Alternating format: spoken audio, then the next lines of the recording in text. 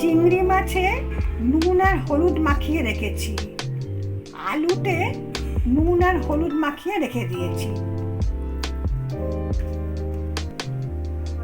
সাদা তিলকে শুকনো খোলায় নেড়ে নিয়ে বেটে নিয়েছি, সেটা এর মধ্যে দিয়ে দিলাম।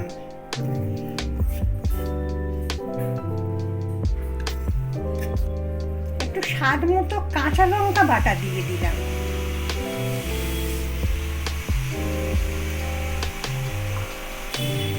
এতে একটু কাঁচা সর্ষের তেল দিয়ে দিলাম।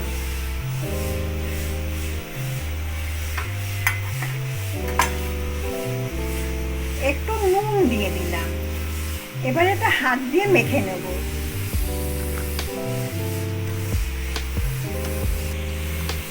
কলা পাতাকে একটু সেঁকে রেখে দিয়েছি, তার মধ্যে এই মশলা মাখানো চিংড়ি মাছ আর আলুটা দিয়ে দিলাম।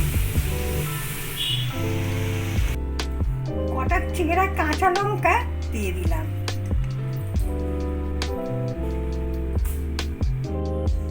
এতে আরেকটু সর্ষের তেল দিয়ে দিলাম।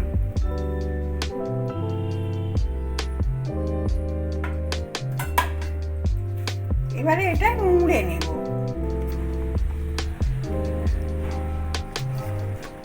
এবারে এটা মুড়ে নিয়ে একটা ছুঁচ সুতো দিয়ে একটু সেলাই করে নিচ্ছি ধারগুলো। ধারগুলো সেলাই হয়ে গেছে। উনুনে কড়া বসিয়ে দিয়েছি, কড়া গরম হয়ে গেছে। এতে অল্প একটু সর্ষের তেল দিয়ে দিলাম।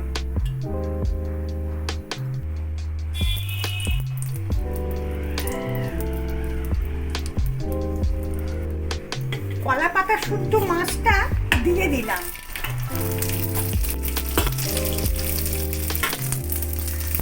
এবার এটা চাপা দিয়ে দিলাম। 15 মিনিট বাদে খুলবো। আঁচটা কমিয়ে রেখেছি। 5 মিনিট বাদে এটা খুলে দিয়েছি।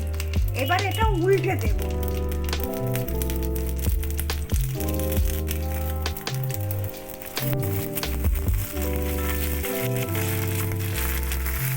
এবারে এটা চাপা দিয়ে দেবো, দিয়ে আরো 5 মিনিট বাদে তারপরে খুলবো।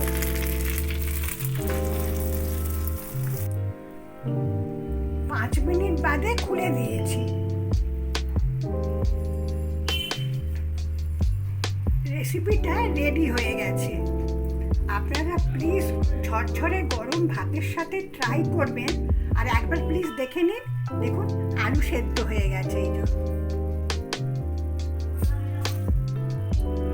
আমার সাথে থাকবেন প্লিজ। নমস্কার।